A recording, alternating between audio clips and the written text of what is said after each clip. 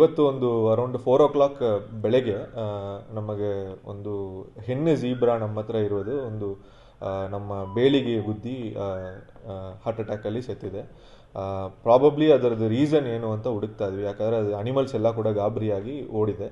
So ಈಗ ಅಕ್ಕಪಕ್ಕ ಏನಾಗಿದೆ, ಈಗ ನಮ್ಮದು ಸಿಕ್ಕಾಪಟ್ಟ ಲೆಪರ್ಡ್ ಮೂಮೆಂಟ್ಸ್ ನಮಗೆ ಕಂಡು ಬರ್ತಾ ಇದೆ.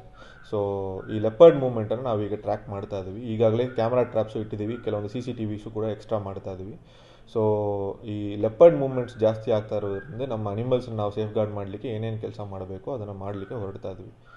ಸರ್, ಅಂದರೆ ವೈಲ್ಡ್ ಲೈಫ್ ಇದೆ, ಲೆಪರ್ಡ್ ಮೂಮೆಂಟ್ ಇದೆಯಾ? ಹೌದು, wild leopard, correct.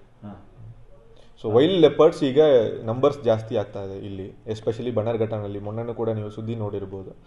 So Bannerghatta national park ವ್ಯಾಪ್ತಿಯಲ್ಲಿರೋ ಲೆಪರ್ಡ್ಸ್ ಈಗ ಸುಮಾರು ಆಲ್ರೆಡಿ ನಮ್ಮ ಹತ್ರ ಈಗ ಓಡಾಡ್ತಾ ಇದೆ. ನಾವು ಸೋಲಾರ್ ಕೂಡ ಹಾಕಿದ್ದೀವಿ, ಬೇರೆ ಕಡೆ ಎಲ್ಲ ಗೋಡೆಗಳು ಕೂಡ ಕಟ್ತಾ ಇದ್ದೀವಿ, ನಿರ್ಮಾಣ ಮಾಡ್ತಾ ಇದ್ದೀವಿ.